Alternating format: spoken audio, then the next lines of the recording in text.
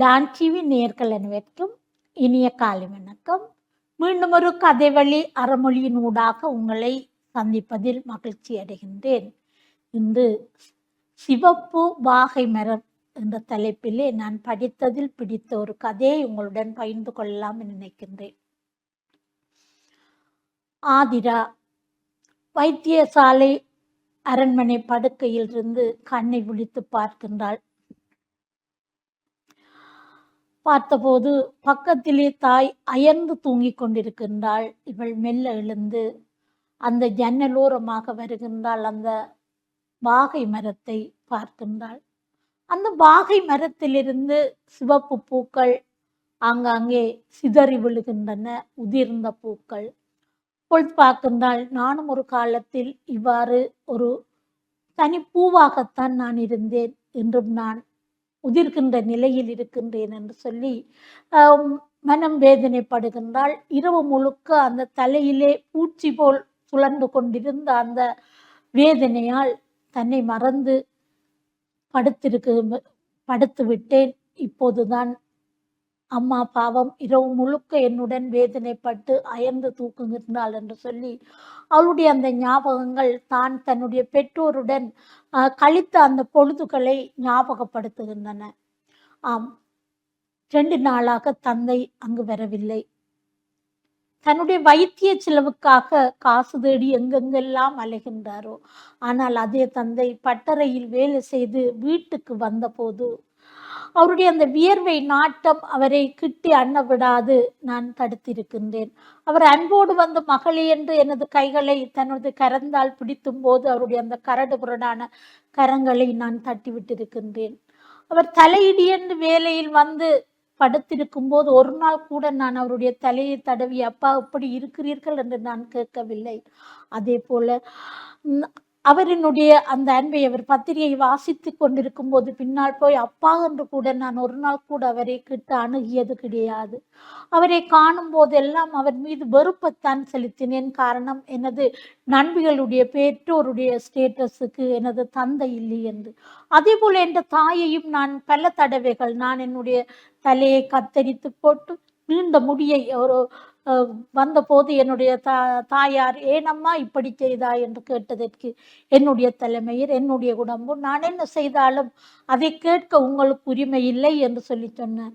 அதே நேரம் அந்த தாய் கண்ணூர், நாங்கள் என்னம்மா உனக்கு செய்ய வேணும் என்று கேட்டதற்கு நான் செய்த ஒரே தவறு நான் இந்த குடும்பத்தில் பிறந்தது தான் என்று சொல்லி நான் அந்த தாயாரை எத்தனை தடவை வேதனைப்படுத்தி இருக்கின்றேன். உடுப்பு துவைக்க வேண்டும், நேரத்துக்கு சாப்பாடு தர வேண்டும், வீடு வாசல் எல்லாம் துப்புரவாக இல்லாவிட்டால் அந்த தாயாரை நான் எத்தனை தரம் பேசியிருக்கின்றேன் என்று.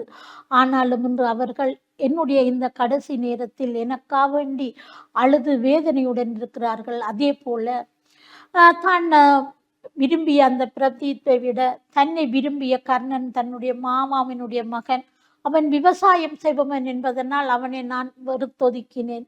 இன்று நான் மரணப்படுக்கையிலே வைத்தியசாலையில் இருக்கும்போது அவன் வந்து எனது கைகளை தடவி வருடி தனது அன்பை தெரிவித்த போது உண்மையிலேயே அவனுடைய அந்த ஆழமான பாசத்தை என்னால் உணர்ந்து கொள்ள முடிந்தது. சில நாட்களில் எனக்கு அவனுடைய வரவை கண்டவுடனேயே நான் கண்களை மூடிக்கொள்வேனேன் என்றால் அவனுடைய முகத்தை பார்க்கும் தைரியம் எனக்கு கிடையாது. ஆனாலும் அவன் அருகில் வந்திருந்து அவனுடைய கண்ணீர் சிந்தும் போது அந்த கண்ணீரில் வருகின்ற அந்த என்னுடைய கைகளிலே விழும்போது வருகின்ற அந்த வெப்பம் அவனுடைய காதலை எனக்கு கூறிக்கொண்டிருந்தது.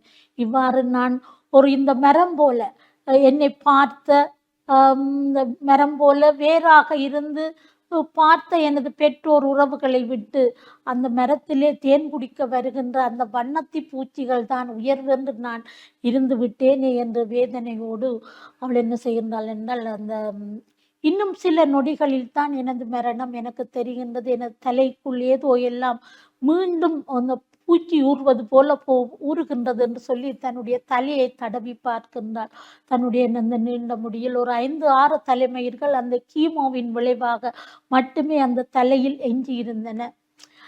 தன்னுடைய அப்பொழுது அருகில் இருந்த அந்த தாய் அந்த மூலையிலே வைத்து வைத்தியசாலையிலே கும்பிடுகின்ற அந்த மூலையிலே ஒரு கிருஷ்ணன் சிலையை பார்க்கின்றான். அந்த கிருஷ்ணா, எனக்கு இன்னொரு பிறப்பு ஒன்று இருக்குமே, ஆனால் இந்த இதய தாய், என்னுடைய இந்த பெற்றோர்கள், என்னை விரும்புகின்ற இந்த கர்ணன் இவர்களுக்கு நான் உறவாக மீண்டும் நான் வர வேண்டும் என்று சொல்லி பிரார்த்தித்துக் கொண்டு பார்க்கின்றால் அந்த சிவப்பு வாகை மரத்தை.